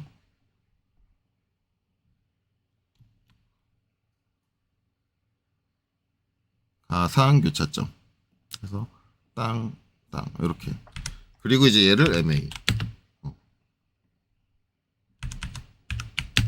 속성복사로 외형선으로 바꾸고 그 다음에 이제 트림 이 모서리를 이제 그리시는 분들이 계시더라고요. 근데 이 모서리 그리시는 분들 특징이 뭐냐면 치수를 기입할 때 이 테이퍼에 대해서 이 치수를 기입을 하세요. 이 치수. 근데 되게 이제 1.73 나오면 1.73이 아니라 2mm 정도로 빼시더라고요. 2mm 정도로 뺀다든가, 뭐, 이제 소수점을 뭐, 올림을 해버린다든가, 뭐, 그렇게 하는데, 기본적으로 이렇게 하는 이유가, 뭐 때문에 그런지 모르겠어요. 간혹 가다가 이제 이런 말씀 하시면 돼요. 가공하려면, 이제 여기서 요 지름 치수를 알면은 가공하기가 힘들다. 그래서 이제 여기 1.7, 여기서부터 요 길이 거리를 알면은, 거기에서 이제 요 길이까지 각도를 30도로 맞춰가지고 요 길이까지 계속 여기 툭툭툭 쳐내면 되니까, 이제 가공 작업자를 위해서는 이 치수가 필요하다. 라는 의견이 있어요. 제가 이제 이걸 지적을 하면, 왜 이러세요? 라고 하면, 가공 작업자가 알아야 되는 치수는 이쪽 치수다. 라고 말씀하시는 분들이 계신데, 일단, 캠 작업, 아까 처음에 얘기했죠. 캠 작업을 기준으로 하면 말이 안 되는 얘기예요. 캠 작업은 그렇게 안 가죠. 캠 작업은 형상이 나왔으면, 됐어요. 또 형상이 그려졌으면 됐어요. 이게 이제 어떤 값을 갖든 치수를 어떻게 기입하든 캠 작업은 다 될 거예요. 그러니까 캠 작업 가르치는 강사님들이 자꾸 그런 얘기 하지 마세요. 그런 얘기 하지 마시고, 만약에 이제 수작업 가공이다라고 하면, 이제 어느 정도 합리적인 얘기예요. 왜냐면, 여기서 요쪽으로 들어가는 깊이, 이 깊이를 따지는 것보다는 툴을 30도 각도로 세팅을 해놓고, 얼마만큼 전진하면서 요 모서리를 깔까를 생각을 하는 게 맞아요. 네, 그래야지 수작업에서는 가공이 가능해요. 그래서 이 치수가 중요한 건 알겠어요. 알겠는데, 만약에 이 치수를 줄 거면, 결국은 이제 얘는 참조 치수가 돼야 돼요. 참조 치수로 주어주고, 여기 지름 치수는 별도로 주어줘야 돼요. 만약에 가공 작업자를 이렇게 배려를 하겠다고 한다면. 그런데 솔직히 말하면은 수작업 가공 작업자를 배려한다고 해도 굳이 이거를 이렇게 할 필요는 없어요. 왜냐면 지름을 알면 얼마만큼 파 들어가야 되는지 알게 돼 있어요. 원래 지금 보면 여기 12 지름 알고 우리가 이제 가공을 할 때 솔직히 툴이 들어가는 양은 이거거든요. 여기서부터 여기까지 들어가거든요. 1.5만큼 툴이 파고 들어가야 돼요. 그런데 이 치수를 안 준다고 해서 가공을 못 하지 않거든요. 그러니까 우리가 어차피 여기서 기입되는 치수들은 다 여러분들 알다시피 다 지름 치수로 다 주어주고 끝날 거예요. 그 이상 안 준다고. 지름 치수로만 준다고. 그러면은 그 가공 때문에 이제 요 부분이 그런 문제가 발생한다고 주장하시는 분들의 말에 의하면, 그러면 여기는 가공 깊이 이만큼을 모르기 때문에 내가 여기 지름 치수만 주면 안 된다는 얘기야. 저기 가공 치수 얼마를 써야 되는지 내가 다 일일이 줘야 된다는 얘기거든요. 여기 2mm 가공해야 돼. 여긴 1.5mm 파야 돼. 이걸 다 줘야 된다는 얘기거든요. 근데 솔직히 여러분들이 알고 계신 축에 대한 전산환경 시에도 기능사 정답을 보세요. 그렇게 기입해놓은 축들을 봤어요? 그러면은 그 가공 위주의 성향을 가진 강사님들은 왜 거기에 대해서 문제를 제기 안 하고 그대로 가르치고 있느냐 이거죠. 그러니까 선반 작업에서는 지름만 알고 있어도 그 치수를 충분히 뗄 수가 있어요. 그런데 요 앞뒤 거리 치수가 있어야지 이 테이퍼가 가공이 된다고 이 부분에 대한 치수를 기입해야 된다는 건 어불성설이에요. 말이 안 되는 얘기. 어떻게 그럴 수가 있어. 자, 그래요. 그리고 이제 또 한 가지, 거기에 관련돼서 또 한 가지 이런 게, 제가 여지껏 이제 요거 축 그려놓으면서 여기 이거, 반대쪽 보시면 아시겠지만, 이거 방금 전에 그랬잖아요. 이거 안 그렸잖아요. 요거에 대해서도 이제 질문이 몇 가지 들어와가지고 이제 말씀을 하는데, 대부분 이거 외형선으로 이렇게 그리세요. 아니에요. 저거 외형선으로 그리시면 안 돼요. 기본적으로 얘기할게요. 물론 이제 이 부분을 어떻게 처리할 거다에 대한 부분은 KS 규격에 명확히 나와 있지는 않아요. 명확히 나와 있지는 않은데, 자, 기본적으로 우리가 외형선을 사용하는 경우는 어떤 경우냐면, 명확하게 구분이 되는 경계가 있어야 돼요. 즉, 이런 경계라는 건 원통형, 곡선 같은 경우는 경계가 없죠. 곡선 같은 경계가 없는 거는 외곽으로 드러나는 4분점. 우리가 내가 정면에서 봤다 그러면 정면에서 드러나는 4분. 그래서 지금 여기 그려진 게 뭐예요? 원기둥의 4분이잖아요, 4분. 이런 경우만 표현이 되고, 이런 부분에서 이렇게 생겼다. 여기 있는 얘 뭐예요? 명확하게 모서리죠, 모서리. 모서리가 있어요. 모서리가 있어야 돼요. 근데 여기는 모서리가 없어요. 여기가 둥글게 가운데서 날아가기 때문에 둥글기를 준다며요. 이게 없어요. 그래서 얘가 그려지는 게 일단 아니에요. 얘는 못 그려요, 원래. 안 그리는 게 맞아요. 이게 맞다고요. 어떤 분들은 아니 있어도 되고 없어도 되고, 원칙적으로는 진짜 제대로 따진다고 하면 없는 게 맞아요. 근데 이거를 왜 자꾸 있게 하냐면, 아까 그런 강사님들이 이렇게 치수를 기입하려면 이게 있어줘야 되는 거예요. 이렇게 치수를 기입을 하려면.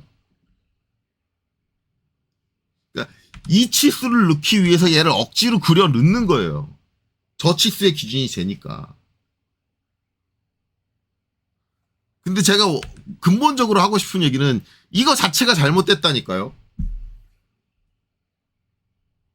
왜냐하면 우리가 설계를 할 때 봤던 치수는 이 치수예요. D2예요. D2인데 내가 이렇게 기입을 했어. 자, 가장 큰 문제는 뭐냐면 이렇게 기입을 했어.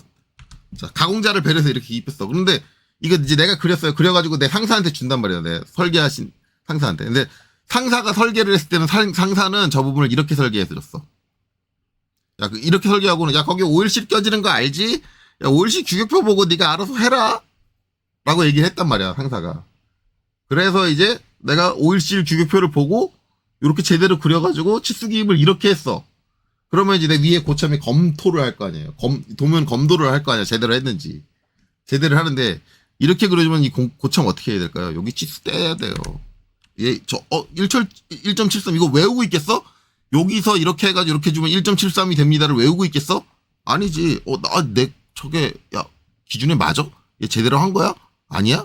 막 이러고 있다가, 저거 확인하려면 결국은 뭐 해야 돼? DLI 해가지고.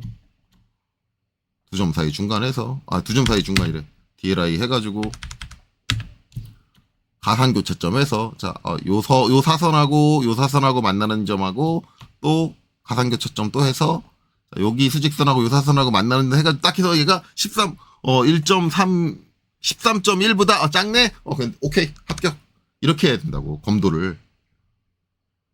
아니, 그냥, 네가 이렇게 설계했으면 이 치수를, 여기 설계했던 설계 기준 치수를 그대로 적어주면 상사가 검도를 할 때, 그냥 그 치수 보고 끝내면 되는 건데, 굳이 가공작업자 고려하겠다고 이딴 식으로 기입을 해가지고 말도 안 되는 배려를 해서 이딴 식으로 기입을 해가지고 위에 상사가 검도를 할 때는 굳이 여기 치수를 한번 재보게 만드는 거라고.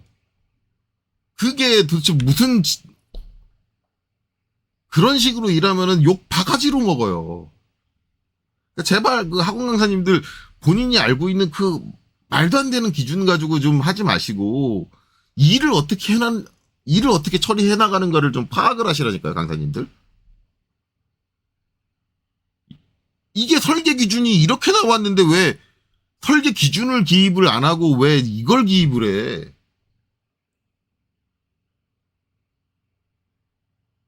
이게 무슨 경우예요, 대체? 도면에서 가공작업자를 배려하는 것도 좋고 다 좋지만 제가 누누이 얘기하지만 도면에서 가장 중요한 건 설계 기준이에요. 그게 우선이라고.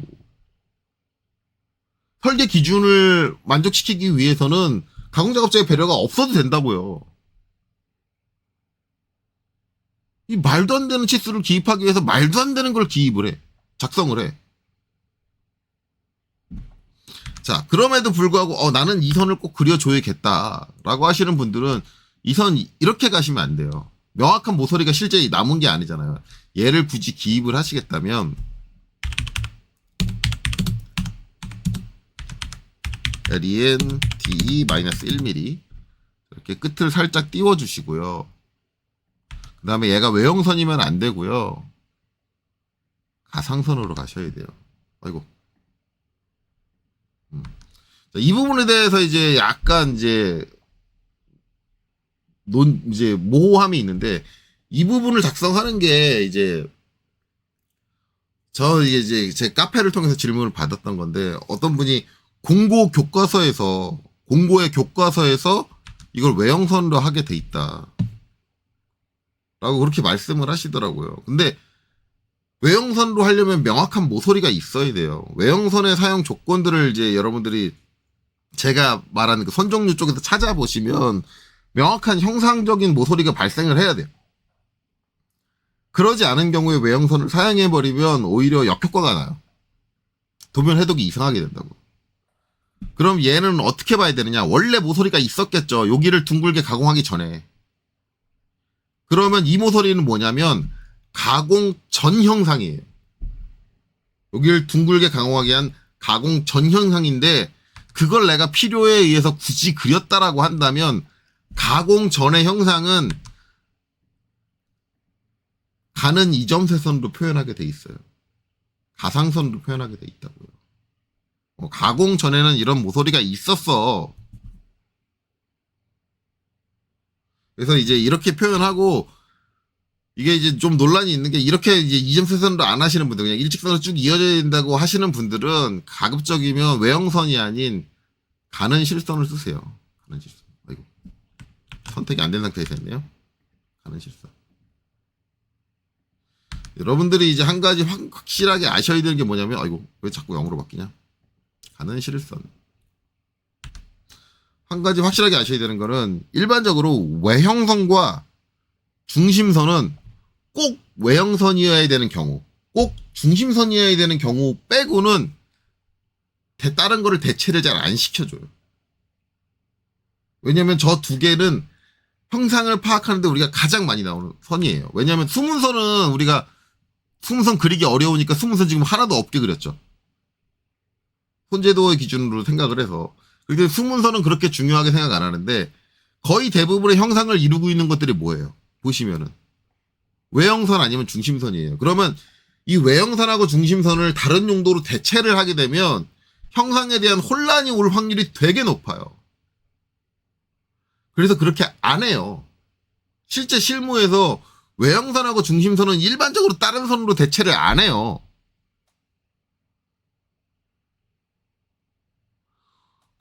공고 교과서에 나와 있는 제가 이 부분에 대해서 한번 설명을 했는데 공고 교과서에 나와 있으니까 그게 맞는 거 아니냐라고 말씀하시는데 제가 자꾸 얘기하지만 공고 교과서 개판이에요. 그 공고 교과서 만든 사람들이 시중에 팔고 있는 책 만든 사람들이고 그 시중에 만든 책 만든 사람들이 그냥 일반 학원에서 강의하고 있는 강사님들이라고요. 원론적인 거 쥐뿔도 알지 못하면서 책 내놓고 공고 교과서 만들어 놓고 개판 5분적으로 한다고요. 그러면 어디서 또 이제 요거 보고 선생님 이것도 그랬잖아요. 이렇게 외형선도 그랬잖아요. 아니라고요. 이것도 잘못한 거, 이거 정리한 사람이 잘못한 거라고 이런 식으로 하면 안 된다고요. 자, 뭐 어찌됐든 이 판단도 이제 여러분들한테 맡길게요. 근데 실제 이제 전산학용 기계도 기능사 채점할 때 마찬가지 이 부분에 이 선이 그려져 있느냐 안 그려져 있느냐 이거 가지고 감점하느냐 안 하느냐에 아무 상관없습니다. 안 그려져 있다고 감점한다? 미친 새끼예요.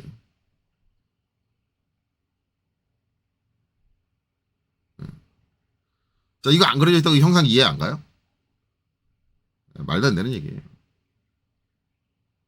그렇죠. 자, 어쨌든 그렇고 이제 저라면 분명히 이제 이쪽에 지름을 기입을 합니다. 왜냐면 그 지름을 기준으로 내가 설계를 했어요. 그러면 그 치수는 중요한 치수예요.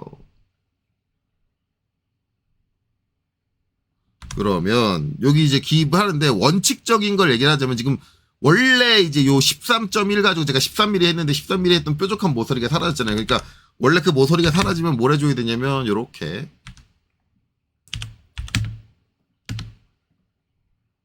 복사를 해서 이 선은 이것도 가공 전 형상이거든요. 그래서 얘는 가상선 또는 얘 중심선으로도 할 수 있어요. 중심선.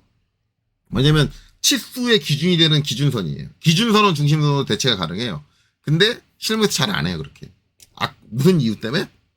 중심선은 꼭 중심인 경우가 아닌 경우에 쓰면은 도면 해독에 오해가 생길 수가 있기 때문에 웬만하면 안 써요. 그래서 저는 일반적으로 가상선을 써요. 선생님 2점 세선이 안 보이는 당연하지. 되게 작은데. 그리고 원칙적으로 요 끝에도 살짝 띄워줘야 돼요. 지금 보면 요 길이가 얼마 안 될 텐데 요 길이가 지금 보면은 0.2밖에 안 되거든요. 그러면 뭐 0.1이라 띄워줘야지 뭐. LEN DE 0.1 그래가지고 이렇게 0.1을 떼어줘야지 툭 아이고 마이너스인데 마이너스를 입력 안 했다 아이고 len 랭슨 de 마이너스 0.1 해가지고 툭 줄여주고 툭 줄여주는 거 원래 이렇게 띄워주는 게 맞는데 이거 띄워줘도 여러분들 안 보여요. 안 보여요. 안 보여서 저 띄워주는 것까지는 제가 학생들한테 얘기 안 합니다. 띄워주진 않고 그냥 이거 만들어라. 솔직히 말하면 이거 안 만들어도 되기는 해요. 안 만들어도 기입할 수 있는 방법이 있어요. 제가 아까 한번 보여드렸을 거예요. 이거 없어도 len이래. DLI 해가지고 여기 이제 요 교차점 찍을 때 쉬프트 마우스 오른쪽 가상 교차점에서 여기 사선하고 여기 수직선 하면 그 교차점이 찍혀요. 이렇게 쉬프트 마우스 오른쪽 가상 교차점 해서 사선하고 수직선하고 하면 이렇게 찍혀서 여기 딱 이렇게 기입이 되는데 이게 이제 우리가 지금 캐드를 쓰니까 가능한 거였죠. 그래서 옛날에 이제 손제도를 할 때는 저 부분이 이제 그 꼬다리가 없으면 그 위치를 못 집을 수가 없으니까 옛날에는 이제 살짝 그려줬어요. 그려줬는데 문제는 이제 저거 가지고 감점을 하느냐 안 하느냐 이걸 이제 꼬다리를 안 미었느냐 안 그랬는데 정확한 제도 규정에 의하면은 그려놓는 게 맞아요. 그렇기 때문에 여러분들한테 제가 웬만하면 이거는 귀찮아도 그려놔라 라고 얘기를 해요. 근데 이게 이쪽만 필요한 게 아니라 반대쪽도 필요해요.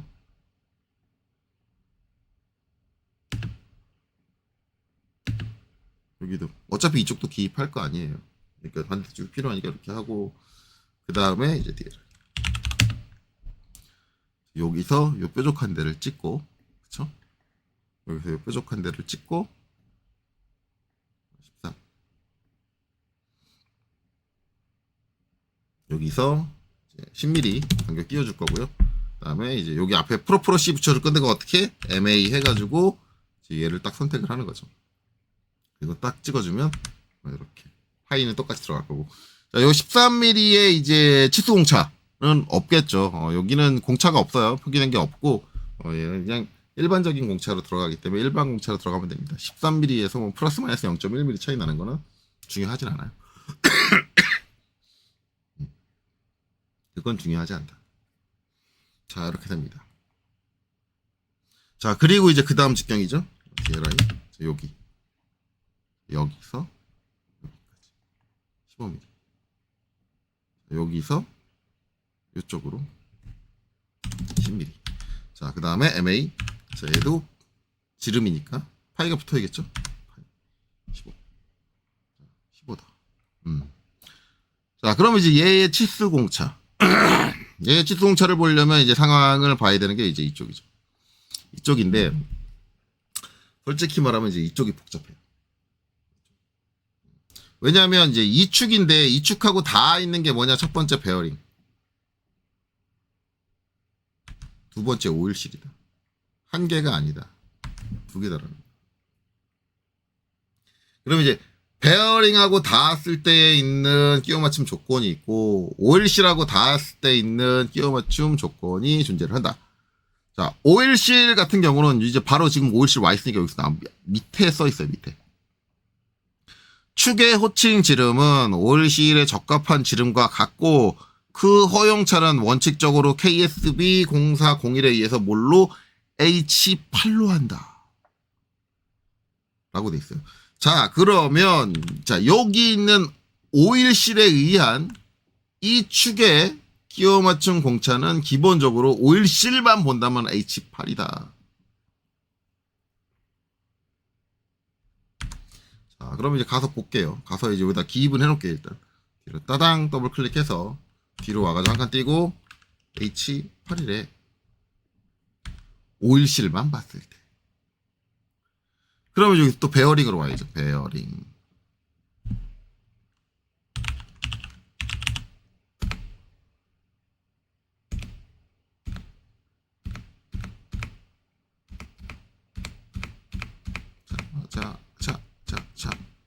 베어링에 끼워 맞춤까지 가야겠죠?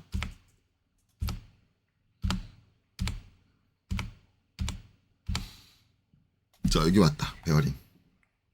자, 베어링에 끼워 맞춤. 자, 여기에 도달을 했는데 지금 이제 우리가 보고 있는 건 축입니다. 축. 자, 요건 이제 닫을게요. 축에 대한 거고, 얘는 좀 옮겨줘야겠네요. 위치를 옮겨줘야 보기 좋겠네. 쪽으로. 그러면 베어링에 끼워 맞춤 해서 축에 대해서 보려면 일단 요거는 내륜 회전이냐, 그쵸? 아니면 내륜 정지냐, 이걸 먼저 파악을 해야겠죠. 그러면 베어링에서 이제 여기가 어디? 내륜. 그 다음에 여기가 어디? 바깥쪽 링이 외륜이에요. 그러면 이 기계 구조가 누가 돌아요? 축이 돌아요. 요 본체는 어떻게 해요? 가만히 있어요. 가만히. 그러면 외륜은 안 돌아요. 그렇죠? 축이 돌 때 내륜은 돌겠죠. 즉 얘는 뭐다? 기본 조건이 내륜 회전이다. 내륜이 돌고 외륜이 가만히 있다. 네, 이 조건이 되는 거죠. 그러면 여기서 이제 뭘 봐요? 내륜 회전. 아, 이 표를 봐야겠네. 라고 결정이 나고, 그 다음에 이제 볼 베어링. 자, 얘죠. 얘가 볼 베어링이죠. 지금 보면은 볼 베어링이 있고, 원통 테이프 롤러 베어링이 있고, 자동차 허용차 등급이 있는데, 이제 일단은 요건 아니다. 왜? 지금 우리는 뭘 본다? 볼 베어링을 본다. 거기에서 축지름이 아까 15였죠. 15. 네, 우리 축지름이 15였는데 15였으면 여기서 이제 18 이하다. 그럼 뭐다? JS5다. 그런 거죠. JS5? 그러면 이게 H8을 해야 되는 거야? JS5를 해야 되는 거야. 네, 이렇게 되죠. 그럼 이제 이거를 어떻게 처리를 할 거냐?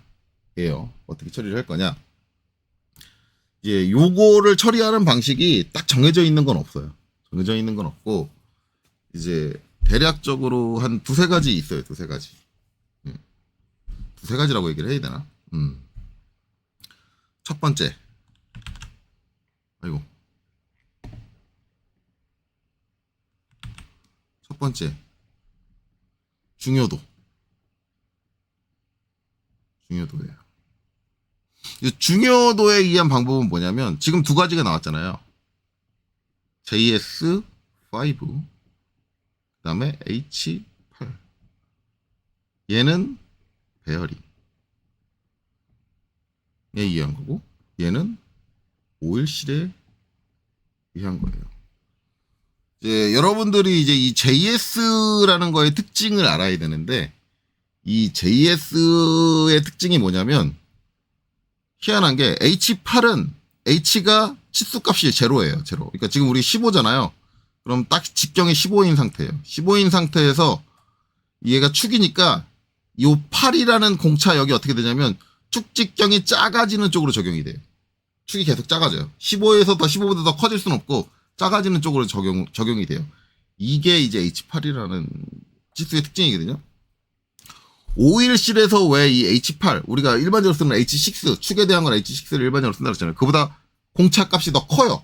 더 헐겁다는 얘기죠. 더 헐거운 것까지 허용하는 건데, 이렇게 해주는 이유는 결국 오일실이라는 게 이 축을, 15파이 축을 잡아서 눌러줘요. 눌러주면서 계속적으로 여기 마찰이 발생을 하기 때문에 이 누르는 양이 많으면 많을수록 어떻게 되냐면 오일실이 금세 마모가 돼요. 오일실은 고무잖아요. 금방 마모가 돼요. 그러니까 공차 값을 좀 크게 주는 이유가 뭐냐면 덜 눌러가지고 오일실이 마모되는 양을 줄이겠다라는 것. 내 포커스를 맞춘 거예요. 그래서 H8이에요. 요 H8인 이유를 아시는 게 좋아요. 그냥 무조건 규격표에서 오일실은 H8로 하라고 돼 있으니까 H8로 해. 이렇게 아시는 게 아니라 H8로 하는 이유가 공차를 주기는 줘야 되는데 너무 타이트하게 주자니 그럼 오일실의 마모가 심해질 것 같고 그럼 오일실을 보호하는 차원에서 H8을 줬구나. 이거를 이해를 해야 돼요.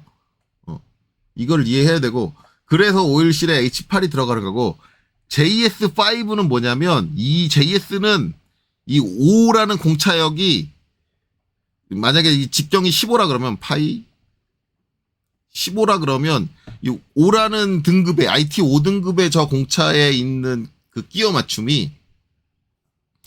값, 공차 값이 저 값의 절반은 위로, 절반을 아래로 해요. 무슨 얘기냐면 직경이 커지기도 한다는 얘기예요. JS는 플러스 마이너스 공차예요. 플러스 마이너스 공차. 치수 공차로 치면. 그렇기 때문에 이 5등급의 공차 값이 위로 아래로 반반씩 적용돼요. 그러면 직경이 커진다는 얘기야. 직경이 커진다는 얘기는 뭐예요? 억지 끼워 맞춤이 돼버린다는 얘기예요. 그러니까 이게 억지랑 헐거움을 왔다 갔다 하는 공차기 때문에 얘는 뭐예요? 얘는 보통 끼워 맞춤이에요.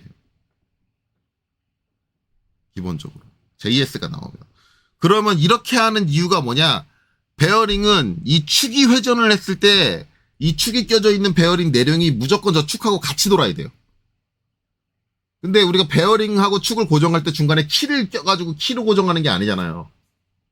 그냥 그 원통 표면에 마찰만 가지고 고정을 하는 거예요. 그러면 여러분들이 실무 때 경험을 나중에 해보시겠지만 베어링을 조립을 잘못하면 베어링이 안 돌고 축이 돌아가지고 축이 베어링에 깎여요.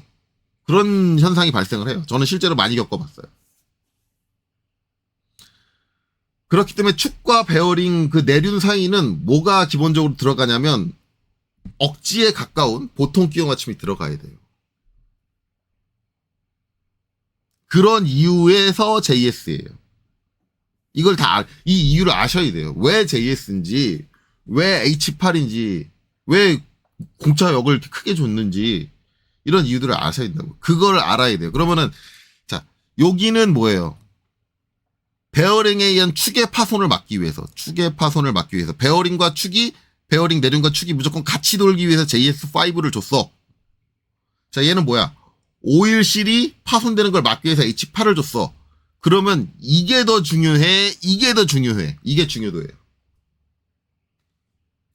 자, 그러면은 결론적인 얘기는 이거죠. 오일실이 더 중요하니? 베어링이 더 중요하니? 자, 상식적으로 생각했을 때 이 기구에서 뭐가 더 중요할까요? 당연히 베어링이 더 중요해요.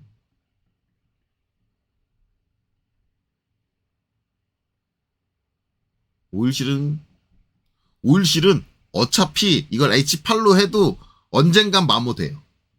그리고 걔는 고무예요. 걔는 영원히 쓰는 게 아니라 소모제예요, 소모제. 오일실은 소모제로 보는 게 좋아요.